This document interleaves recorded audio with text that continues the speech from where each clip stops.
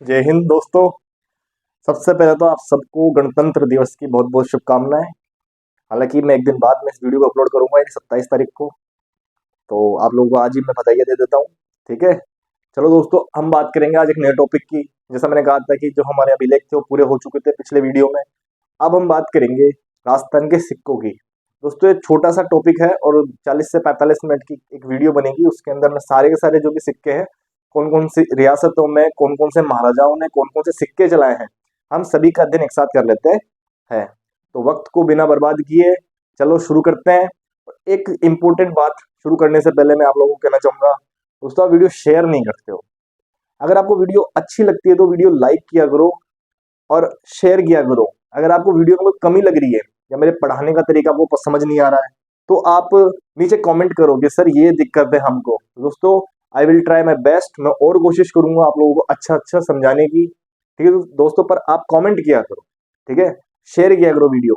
आपके शेयर, आपके कमेंट से, आपके लाइक से हमें मोटिवेशन मिलता है कि बच्चे पढ़ रहे हैं, बच्चों को हमारी चीजें समझ में आ रही। ठीक है दोस्तों, तो चलिए शुरू करते हैं। तो ठीक है दोस्तों, चलिए शुरू करते हैं। हमारा नया टॉपिक है राजस्थान के सिक्के। ठीक है दोस्तों,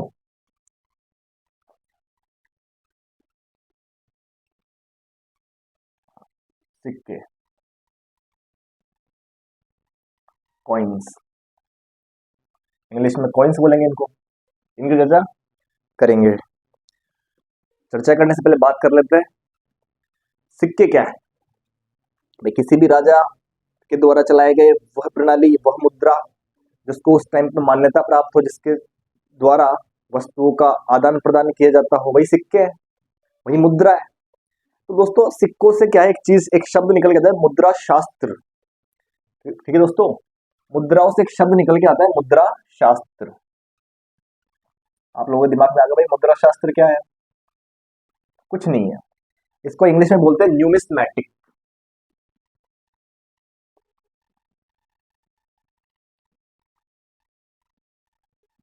न्यूमिस्मैटिक या मिसमैटिक्स। भाई क्या है ये मुद्रा शास्त्र या न्यूमिस्मैटिक्स क्या है? तो हिंदी में बात करेंगे हम तो ये है कि भाई सिक्कों के अध्ययन को, प्राचीन जो भी सिक्के हमें प्राप्त हुए हैं, इन सबके अध्ययन को मुद्रा शास्त्र कहा जाता है। ठीक है दोस्तों, सिंपल सी चीज है, मुद्रा शास्त्र क्या है? तो सिक्कों के अध्ययन को मुद्रा शास्त्र कहा जाता है। The study of coins is called numismatic. ठीक है दोस्तों, the study of coins is called numismatics. अब हम बात करेंगे कि सिक्के हमें कौन कौन सी जगह से, कहाँ कहाँ से क्या क्या सिक्के प्राप्त होते हैं, इन सब की चर्चा हम करेंगे। फिर उसके बाद में कौन कौन सी रियासत में किस किस तरह के सिक्के प्रचलित में थे, कौन कौन से राजाओं ने कौन कौन से सिक्के चलाए थे, इसकी भी हम चर्चा करेंगे। तो चलिए बात करेंगे हम सबसे पहले,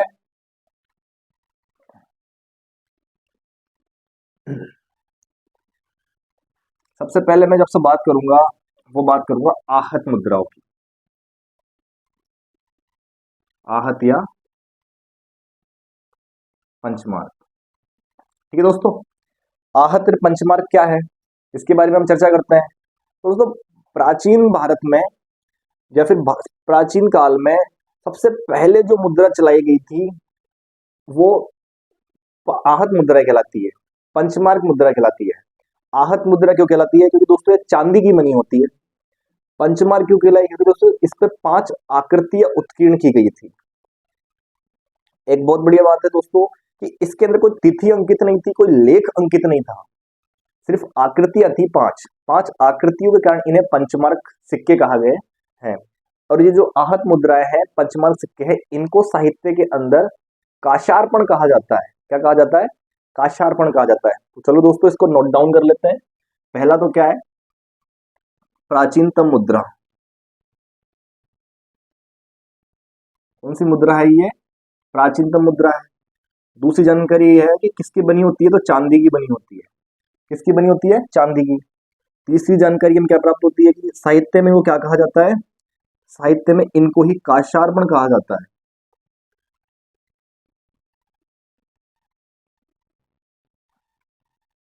और चौथी जो जानकारी हमारे पास ये है कि इस पे कोई तिथि व लेख तिथि व लेख उत्कीर्ण नहीं होता था, सिर्फ 5 आकृतियां होती थी और वो 5 आकृतियां इसके ऊपर उत्कीर्ण होती थी। फिर धीरे धीरे जब भारत के अंदर विदेशी लोग आए, जिसमें इंडो ग्रीक यूनानी लोग आए, उन्होंने क्या किया दोस्तों, उन्होंने मुद्रा प्रणाली को और आगे बढ़ाया। ठीक है दोस्तों, तो मुद्रा प्रणाली को उन्होंने आगे बढ़ाया, तो भारत में अभी चांदी के सिक्के चल रहे हैं, जिन्हें आहत या पंचमार सिक्के कह रहे हैं। तो जब इंडो ग्रीक भारत में आते हैं तो ये सोने के सिक्के चलाते हैं, और उन सिक्कों के ऊपर तिथि भी अंकित करवाते हैं और लेख भी अंकित करवाते हैं। तो क्वेश्चन बन जाता है, भारत में सबसे पहले स्वर्ण सिक्के किसने चलाए थे? तो वो कहें, तो उसका आंसर होगा इंडो ग्रीक। इंडो ग्रीक, इन्हें क्या बोले, यूनानी, यूनानी शासक। इनके द्वारा भारत में सबसे पहले कौन से सिक्के चलाए गए थे? स्वर्ण सिक्के। सबसे पहले इनके द्वारा स्वर्ण सिक्के चलाए लिए गए थे। अब एक क्वेश्चन बन जाता है कि इन्होंने तो स्वर्ण सिक्के चलाए, पर एक सीमित मात्रा में इन्होंने स्वर्ण सिक्के चलाए थे, और ये जो सीमित मात्रा के स्वर्ण सिक्के थे, इनको एक बहुत बड़े स्तर पर, बहुत ज्यादा बड़े स्तर पर अगर कोई शासक चलाते हैं तो वो कुषाण शासक थे। तो इसी से संबंधित एक क्वेश्चन बनता है कि भाई कुषाण शासकों ने क्या किया था? तो कुषाण शासकों ने संपूर्ण भारत में स्वर्ण सिक्के चलाए थे प्रचुर मात्रा में। प्रचुर खेलो या फिर बहुत बड़ी मात्रा में खेलो, तो सबसे ज्यादा स्वर्ण सिक्के किसने चलाए थे? तो कुषाणों ने चलाए थे। हालांकि सर्वप्रथम किसने चलाए थे? तो वो इंडो ग्रीक थे। इस पे तिथि या लेख उत्कीर्ण होता था। ठीक है दोस्तों, कुषाणों ने प्रचुर मात्रा में सिक्के चलाए। अब हम बात करेंगे एक जगह की, उस जगह का नाम है रेड। दोस्तों ये जो रेड जगह है, ये टोंक के अंदर पड़ती है। टोंक राजस्थान का एक जिला है, उसकी एक जगह है रेड। यहां से हमें 3075 मुद्राएं प्राप्त होती है, आहत मुद्राएं। कितनी मुद्राएं प्राप्त होती है? यहां से हमें 3075 सिक्के प्राप्त होते हैं। तो मतलब भारत के अंदर जो प्राचीन सिक्के हैं, उन सभी सिक्कों का इतने बड़े स्तर पर अगर हमें कहीं ढेर मिलता है तो वो रेड टोंक में मिलता है। ठीक है दोस्तों, इस कारण से इस जगह को प्राचीन भारत का टाटा नगर कहा जाता है। एक ये चीज भी नोट डाउन कर लो, क्या कहा जाता है इसको? प्राचीन भारत का टाटा नगर। दोस्तों प्राचीन भारत का टाटा नगर क्यों कहा जा रहा है, ये चीज आपको समझ में आ रही है कि भाई 3075 सिक्के प्राप्त हुए हैं, बहुत बड़े मात्रा में हमें यहाँ से सिक्के प्राप्त होते हैं, इस कारण से इसको प्राचीन भारत का टाटा नगर कहा जाता है। ठीक है, अगली बात करेंगे इसके अंदर जो हमें प्राप्त होती है कि ये जो सिक्के है ना, यहाँ से जो सिक्के प्राप्त हुए उनको क्या कहा गया है? उनको धरण या पण कहा गया है। धरण या पण कहा गया है। ऐसे ही जो सिक्के है ना, हमें और भी जगह है वहां से प्राप्त होते हैं, उनकी चर्चा हम आगे करेंगे। ये तो हो गया रेड और टोंक का। अब जो अगली जानकारी है हमारे पास वो ये है, एक जगह पड़ती है टोंक के अंदर ही, टोंक है, टोंक के अंदर एक जगह पड़ती है नगर। दोस्तों ये भी बहुत ही इंपॉर्टेंट जगह है, यहां से जो हमें सिक्के प्राप्त होते हैं, बहुत इंपॉर्टेंट एक जनपद रहा है मालवगढ़। ठीक है दोस्तों, तो मालवगढ़ के 6000 सिक्के प्राप्त होते हैं हमें। मालवगढ़ के कितने सिक्के प्राप्त होते हैं? 6000 सिक्के प्राप्त होते हैं मालवगढ़ के।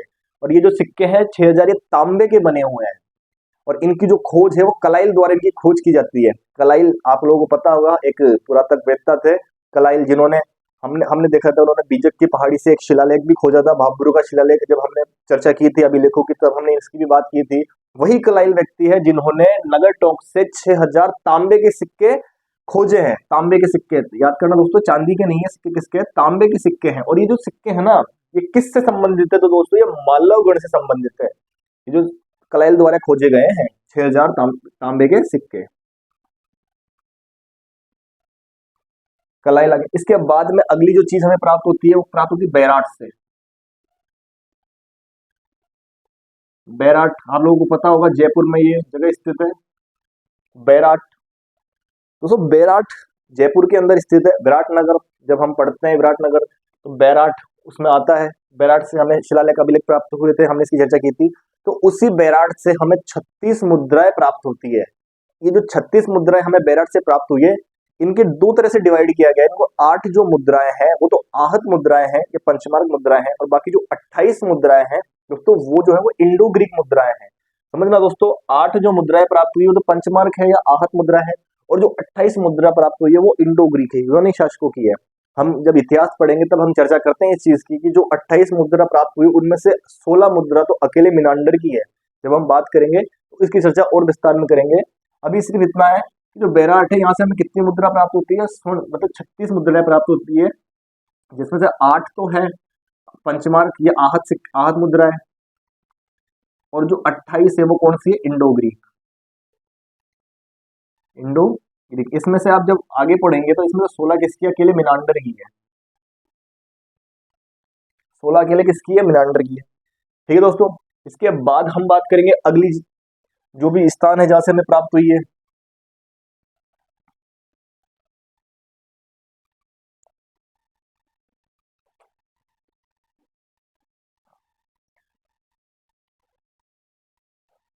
तो अगली बात करेंगे, अगली जगह पड़ती है नलियासर। दोस्तों सांबर के अंदर ही जगह है नलियासर। ये जो जगह है सांबर के अंदर स्थित है। तो नलियासर से हमें गुप्त जो साम्राज्य उसका एक शासक हुआ था, उसका नाम था कुमार गुप्त। उस कुमार गुप्त की मुद्राएं या सिक्के प्राप्त होते हैं नलियासर से, जिस पर मयूर की आकृति अंकित है। ठीक है दोस्तों, तो क्वेश्चन बन जाते हैं कि भाई मयूर की आकृति अंकित सिक्के हमें कहाँ से प्राप्त होते हैं, तो उसका जो आंसर आएगा वो आएगा नलियासर। इसको भी नोट डाउन कर लेते हैं। यहाँ से हमें जो सिक्के प्राप्त हुए हैं उस पर किसकी आकृति बनी हुई है, मयूर की आकृति, मयूर की आकृति। और पूछ लिया जाए कि किस शासक से संबंधित है, तो कुमार गुप्त से संबंधित है, कुमार गुप्त के समय के हैं।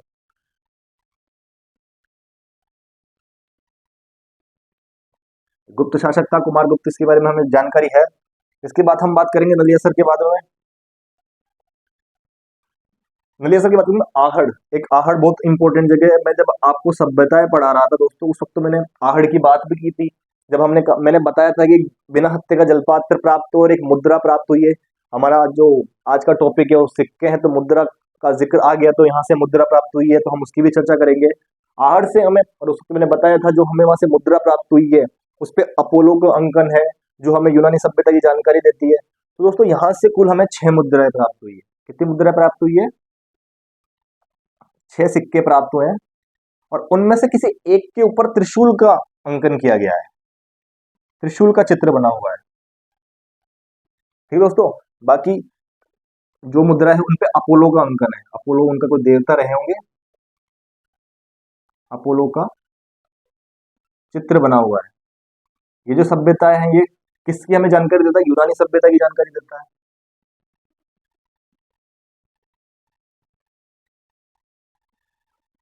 ठीक है दोस्तों, अब आगे और बात करेंगे और कौन सी जानकारी हमें मिलती है सिक्कों से संबंधित। तो दोस्तों एक जगह पड़ती है नंगला छेल, नोट डाउन करना, नंगला छेल, ये है बयाना भरतपुर के अंदर। नंगला छेल एक जगह है बयाना भरतपुर के अंदर। दोस्तों यहाँ से जो हमें प्राप्त होती है, यहाँ पर हमें 1800 सिक्के प्राप्त होते हैं, स्वर्ण सिक्के, सोने के सिक्के हैं 1800 जो हमें इस जगह से प्राप्त होते हैं। और जो गुप्त काल है, गुप्त काल के वो सिक्के संबंधित है गुप्त काल से। तो पूछ ले जाए गुप्त काल से संबंधित सिक्कों का सबसे बड़ा ढेर हमें कहां से प्राप्त हुआ है, तो उसका जो सही आंसर आएगा वो आएगा नंगला छेल। पूछ ले जाए प्राचीन भारत के अंदर सिक्कों का सबसे बड़ा ढेर कहां से प्राप्त हुआ है, तो उसका आंसर आएगा रेड टोंक। 3000 सिक्के, 3075 सिक्के हमें प्राप्त होते हैं। प्राचीन भारत का टाटा नगर कह रहे हैं। परंतु पूछ रहे गुप्त काल से संबंधित स्वर्ण सिक्कों का सबसे बड़ा भंडार कहां से प्राप्त हुआ है, तो उसका जो आंसर आएगा वो आएगा नंगला छेल, जो कहां पड़ता है, बयाना भरतपुर में, बयाना भरतपुर। क्या जानकारी मिलती है हमें यहाँ से, तो हमें यहाँ से कितने सिक्के प्राप्त हुए हैं, 1800 सिक्के प्राप्त हुए हैं। ये जो 1800 सिक्के हैं किसके बने हुए हैं, चांदी के बने हुए हैं, तांबे के बने हुए हैं, स्वर्ण के बने हुए हैं, सोने के बने हुए हैं। एक ये भी बहुत इंपॉर्टेंट है, 1800 किसके सिक्के हैं, स्वर्ण सिक्के। और कौन सी डायनेस्टी, कौन से राजवंश, किससे संबंधित है ये, तो गुप्त, इसका जो आंसर आएगा तो गुप्त शासक, तो गुप्त काल से संबंधित है। आप सब लोग नोट्स बनाते चलना साथ के साथ। ये तो मैं तो आप ये समझाने के लिए, पर आप बकायदा लाइन टू लाइन इसके नोट्स बनाते हुए चलना। ठीक है, कहीं से भी क्वेश्चन पूछ लिया जाता है कि पूछ लिया जाएगा कि भाई 16 सिक्के जो मिनांडर के कहाँ से प्राप्त हुए हैं। दोस्तों यही चीजें हमसे पूछी जाती है, बस हम थोड़े ध्यान से हमें पढ़ना होता है। तो वो आएगा आंसर बेराट जयपुर। और पूछ लिया जाता है कि कौन से सिक्कों पे तिथि और उल्लेख अंकित नहीं होती थी, तो आहत पंचमार्क सिक्के। किसके बने होते थे? चांदी के बने होते थे। आहत या पंचमार्क सिक्कों को साहित्य में क्या कहा गया है? तो काशार्पण कहा गया है। तो ये दोस्तों जानकारी थी जिसकी हमने चर्चा की। इसे मैं रफ कर देता हूँ। फिर इसके बाद हम जो कौन कौन से राजा हैं, कौन कौन सी रियासत हैं जहाँ पे सिक्कों का प्रचलन किया जाता है, उसकी चर्चा करेंगे। वीडियो को शेयर करते रहिए कंटिन्यू। ठीक है दोस्तों, देखने से काम नहीं होगा, शेयर करना पड़ेगा आपको वीडियो को। ओके, चलिए मैं इसे रफ कर देता हूँ।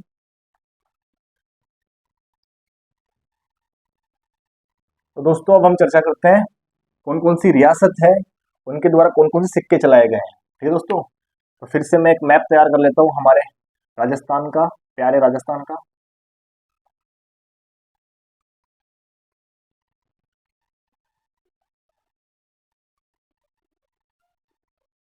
ये देखिए दोस्तों, कितना अच्छा मैप बना है। दोस्तों आप सब लोगों को पता होगा, इस तरफ जो रियासत रही है, कौन सी रियासत रही है? मेवाड़ रियासत। तो हम सबसे पहले इन्हीं के सिक्कों की बात करेंगे, मेवाड़।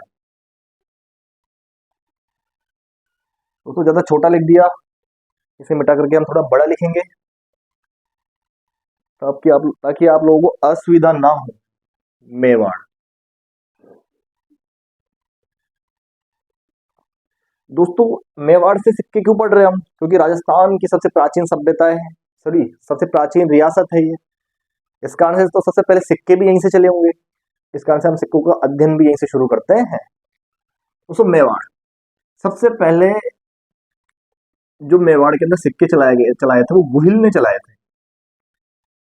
सबसे पहले जो मेवाड़ में सिक्के चलाए गए थे वो गुहिल ने चलाए थे। और जो सिक्के चलाए थे, तांबे के बने हुए वो सिक्के थे।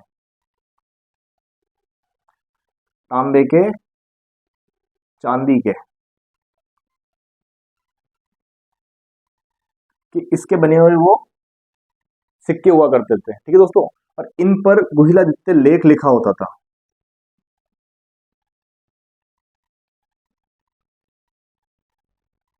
गुहिलादित्य लेख लिखा हुआ है इनके ऊपर। तो पूछ लिया था मेवाड़ में जो सबसे पहले सिक्के चलाए थे वो किसने चलाए थे? तो गुहिल ने चलाए थे। किसने चलाए थे दोस्तों? गुहिल ने चलाए थे। इसके बाद में, गुहिल के बाद में बप्पा रावल को आप सब जानते हैं, मैं भी जानता हूँ। बप्पा रावल के बारे में हम सबने पढ़ लिया है। और जिन्होंने नहीं पढ़ा है, तो जब मैं मेवाड़ का इतिहास पढ़ाऊंगा तो हम उसके अंदर बप्पा रावल के बारे में बहुत अच्छी चर्चा करेंगे, बहुत लंबी चर्चा करेंगे। तो इनके बाद में जो राजा बनते हैं, कालांतर में जो राजा बनते हैं, वो थे बप्पा रावल। बप्पा रावल, वास्तविक नाम इनका कालभोज था। बप्पा तो इनकी उपाधि थी। तो वो वाली बातें हम जब इतिहास पढ़ेंगे उसमें करेंगे। अभी यहाँ पे सिर्फ हमें इतना देखना है कि बप्पा ने यहाँ पे कोई सिक्के चलाए हैं या नहीं चलाए हैं।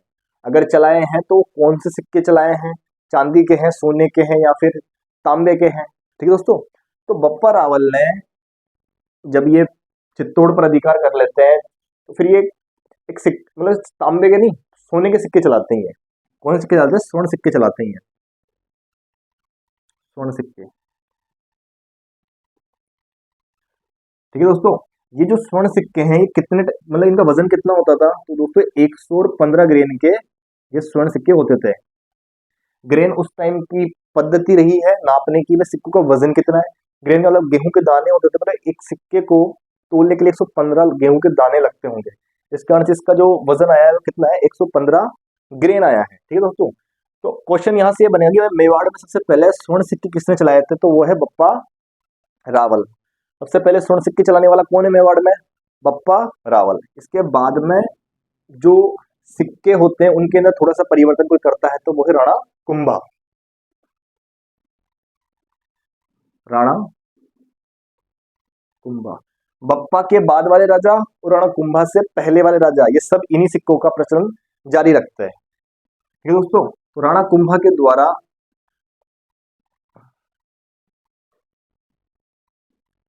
चांदी, राणा कुंभा के द्वारा मतलब कि स्वर्ण सिक्के तो चल ही रहते हैं, तो थोड़ी बहुत मात्रा में ये क्या करते हैं, चांदी के सिक्के भी चला देते हैं। ठीक है दोस्तों, फिर इसके बाद में जो मेवाड़ के अंदर सिक्के जो प्रचलन में आते हैं वो आते हैं मुगल मेवाड़ संधि के बाद में। हम सब जानते हैं मुगल मेवाड़ संधि 1615 में होती है।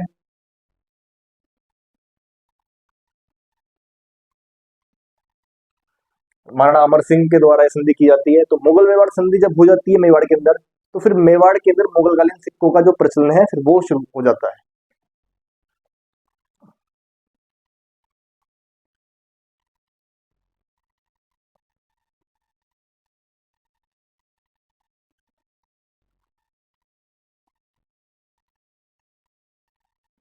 मुगलकालीन सिक्कों का प्रचलन मेवाड़ में कब होता है? तो 1615 के अंदर होता है, जब मुगलों का और क्या कहते हैं मेवाड़ की संधि हो जाती है 1615 की ईस्वी के अंदर। महाराणा अमर सिंह करते हैं, हम हमें पता है। तो हम इससे ये पता लगा लेते हैं कि मुगलकालीन सिक्कों का प्रचलन कब हुआ था मेवाड़ के अंदर, तो वो आते 1615 में। इसके बाद में जो मेवाड़ के सिक्के हैं इसके अंदर थोड़ा बहुत परिवर्तन करते हैं, वो महाराणा स्वरूप सिंह करते हैं। 1842 से लेकर 1861 तक उनका जो टेन्योर रहा है, उनका टाइम रहा है, तो इसके अंदर फिर वो परिवर्तन करते हैं। हम बात करेंगे महाराणा स्वरूप सिंह। महाराणा स्वरूप सिंह का जो टाइम रहता है वो 1842 से 61 के बीच में रहता है। तो महाराणा जो स्वरूप सिंह है दोस्तों, इसके द्वारा क्या किया जाता है, दो प्रकार के सिक्के चलाए जाते हैं। तो पहला उसका नाम है स्वरूपशाही सिक्का। इन्होंने जो सिक्का चलाया, कौन सा चलाया? स्वरूपशाही सिक्का।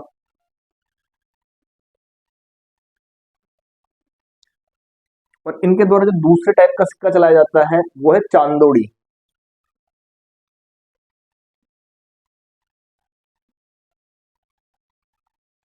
जो 116 ग्रेन का होता था।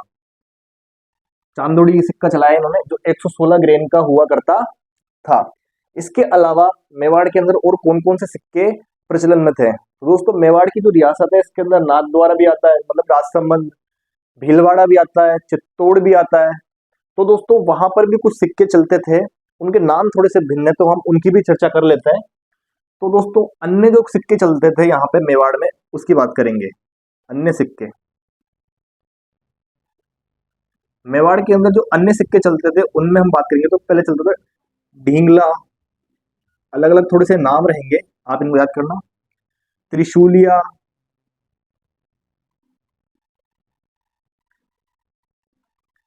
नाथ द्वारिया,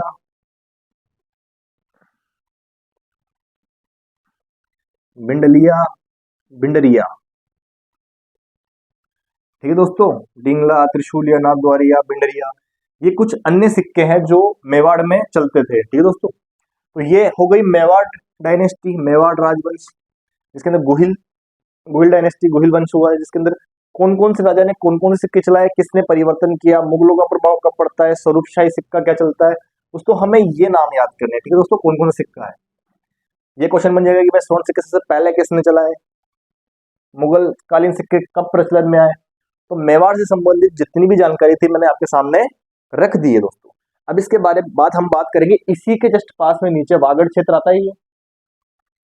यहाँ इस वागड़ के अंदर हमें पता है प्रतापगढ़, बांसवाड़ा और डूंगरपुर आता है।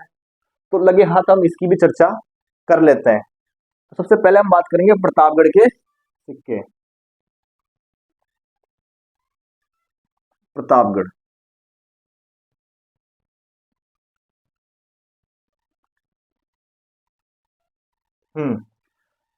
तो दोस्तों सबसे पहले बात करेंगे प्रतापगढ़ जो रियासत थी, इसके अंदर 1784 के अंदर सालिम शाही नाम का राजा था। उस राजा ने यहाँ पर पृथक से सिक्कों का प्रचलन कर दिया था।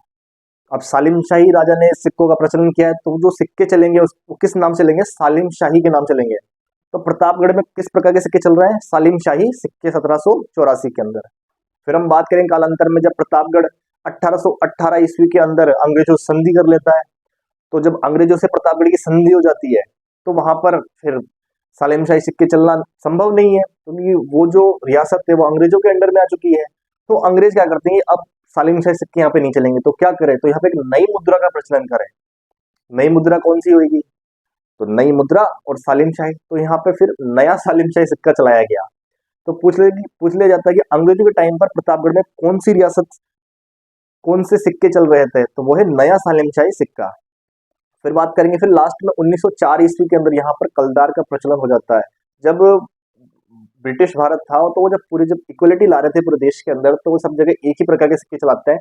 तो प्रतापगढ़ के अंदर 1904 ईस्वी के अंदर कलदार सिक्कों का प्रचलन हो जाता है। फिर बात करेंगे दूसरा बांसवाड़ा के अंदर।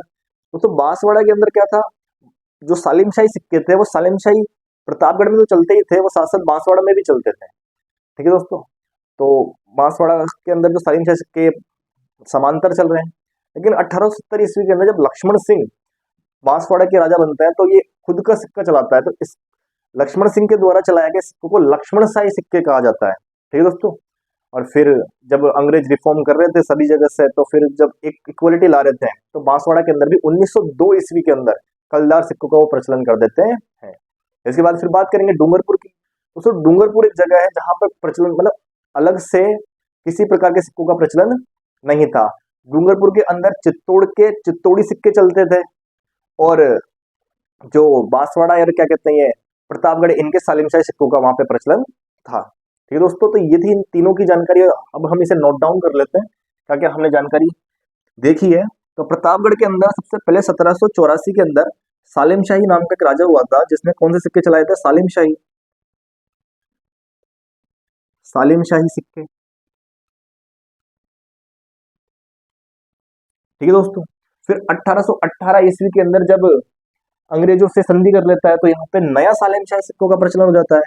एक ये भी नोट डाउन कर लीजिए। 1818 के अंदर जब ये अंग्रेजों से संधि कर लेता है,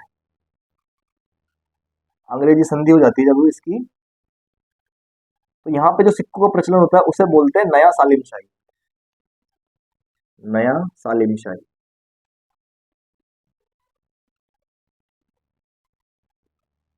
फिर इसके बाद में जब अंग्रेज इक्वलिटी ला रहे थे सबके अंदर एक ही मुद्रा का प्रचलन किया जा रहा था, तो 1904 ईस्वी के अंदर यहाँ पे कौन से सिक्कों का प्रचलन हो जाता है, कलदार का। कलदार सिक्कों को यहाँ पे प्रचलन हो जाता है। दूसरी चीज अगर बात करेंगे, यहाँ पे एक जगह पड़ती है जिसका नाम है बांसवाड़ा।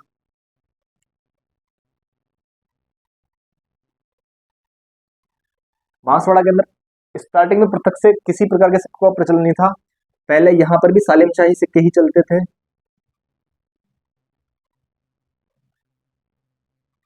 लेकिन बाद में 1870 के अंदर 1870 के अंदर जब लक्ष्मण सिंह यहाँ का राजा बनता है, तो लक्ष्मण सिंह क्या करता है, लक्ष्मण शाही सिक्के चलाता है। देखिए दोस्तों, जो राजा राज कर रहा है और वो जो सिक्के चला रहा है उसी के नाम से जारी हो रहा है। ठीक है, और 1902 के अंदर यहाँ पर कलदार का प्रचलन हो गया। 1902 के अंदर यहाँ पर भी कलदार का प्रचलन हो गया। एक जो जगह है डूंगरपुर, ये डूंगरपुर रही।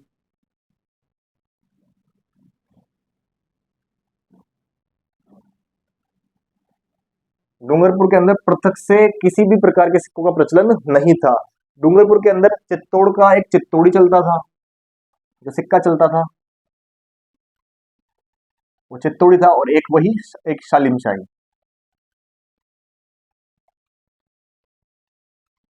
और एक कौन चलता है, सालिमशाही सिक्का। तो ये दो सिक्कों का प्रचलन डूंगरपुर में था।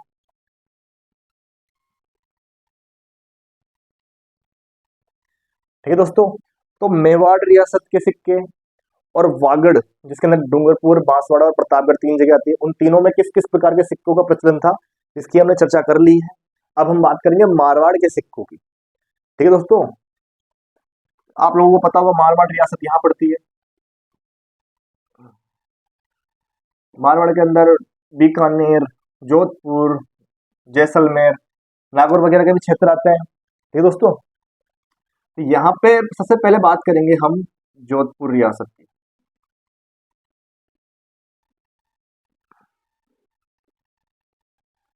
जैसलमेर, जैसलमेर है दोस्तों जोधपुर। पहले बात करेंगे हम जोधपुर की। जोधपुर रियासत के अंदर तो दोस्तों सब पहले जो प्राचीन टाइम पे जोधपुर के अंदर गधिया सिक्कों का प्रचलन था।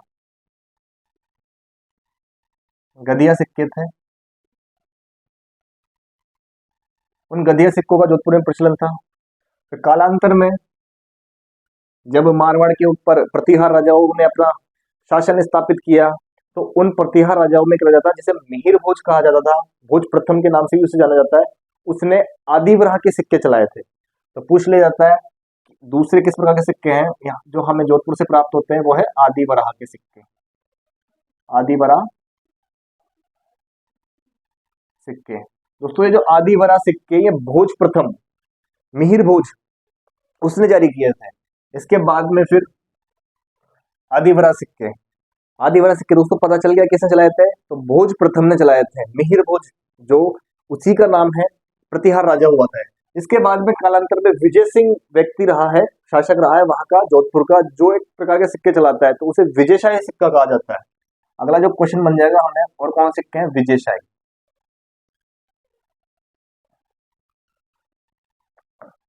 दोस्तों पीछे से आवाज आ रही है कि मैं बहुत छोटा लिख रहा हूं, तो इसे थोड़ा सा बड़ा लिखता हूं।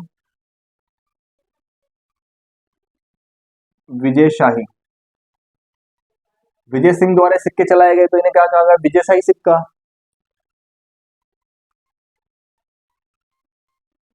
ठीक है दोस्तों, और फिर बाद में जब वही फिर बात जब अंग्रेज ट्रांसफॉर्म रिफॉर्म कर रहे थे, इक्वलिटी ला रहे थे, तो 1900 के अंदर, 1900 के अंदर यहाँ पे क्या चलने लग गया था, कलदार। कलदार सिक्का कब चला यहाँ पे, 1900 के अंदर। तो जोधपुर रियासत के पांच प्रकार के सिक्के हैं। गदिया सिक्के चलते थे, आदिवरा सिक्के चलते थे, विजयशाही सिक्का चलता था, और कलदार चलता था। कौन कौन से सिक्के किस किस शासक में चला है मैंने आपको वो भी बताया। दोस्तों वीडियो अगर आपको अच्छी लगी है तो आप इसे लाइक जरूर करें, शेयर करें, समझ में आ रहा है तो कमेंट करें कि सर अच्छा है और पढ़ाइए, हमें इससे मोटिवेशन मिलता है। बात करेंगे अगली जो रियासत है, बीकानेर रियासत। दोस्तों ज्यादा ऊपर तो नहीं चला गया मैं, आप लोगों को असुविधा हो जाएगी इससे, तो चलिए। ये रहा बीकानेर रियासत, हम यहाँ लिखेंगे बीकानेर रियासत, हमारे पास यहाँ पे काफी स्पेस है। तो बीकानेर रियासत,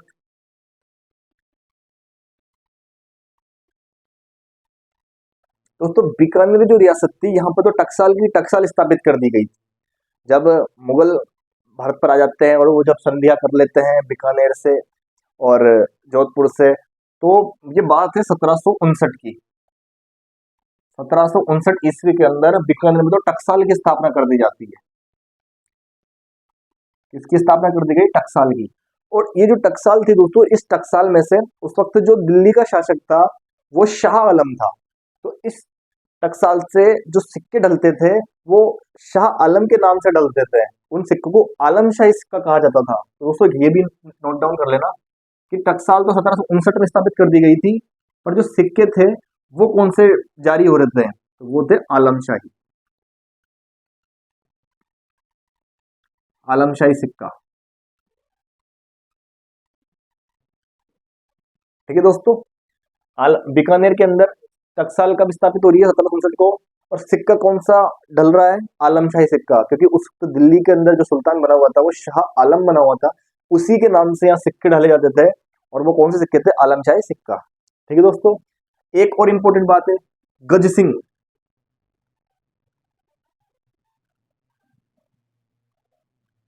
गज सिंह ने यहाँ पे सिक्के चलाए थे जिसे गजशाही सिक्का कहा जाता था।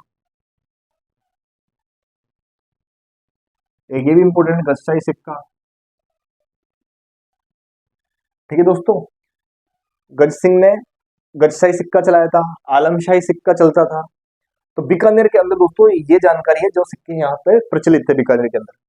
अब हम बात करेंगे जैसलमेर की। जैसलमेर की बात हम यहाँ कर लेते हैं। जैसलमेर मात्र एक ही आएंगी, दो नहीं आएंगी। जैसलमेर, ठीक है दोस्तों, तो जैसलमेर के अंदर अखेशाही सिक्का चलाया जाता था। कौन सा सिक्का चलता था, पहले तो दोस्तों जो जैसलमेर है वहां पे भी आलमशाही के सिक्के चल रहे थे, तो शाह आलम के सिक्के चला जा रहे थे वहां पे भी। तो आलमशाही सिक्का जैसलमेर में भी चल रहा है। जैसलमेर के अंदर और कौन सा सिक्का चल रहा है, तो वो है अखेशाही सिक्का। अखेशाही सिक्का,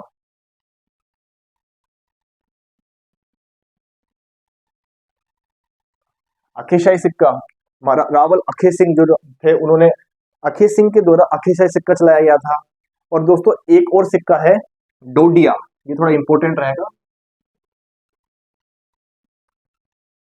डोडिया।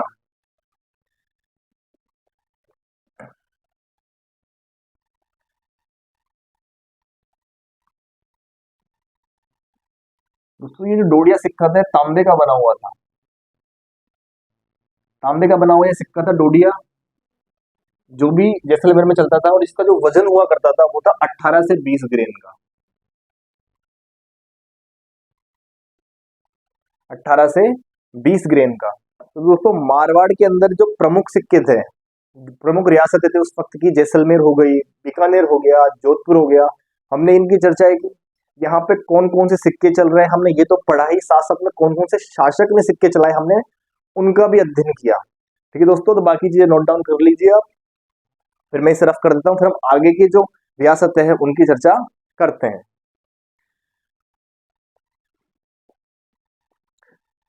तो दोस्तों अब हम जो बाकी बची जो रियासतें हैं उनकी चर्चा कल करेंगे एक वीडियो में। तब तक आप लोग इस वीडियो को देखिए, जो इस मैंने बताया है इसके नोट्स बनाइए, और इस वीडियो को शेयर कीजिए दोस्तों, ज्यादा से ज्यादा लोगों तक इस वीडियो को पहुंचाइए, ताकि लोगों तक ये चीजें पहुंच सके, लोग इन चीजों को देख सके। ठीक है दोस्तों, तब तक के लिए जय हिंद, जय भारत।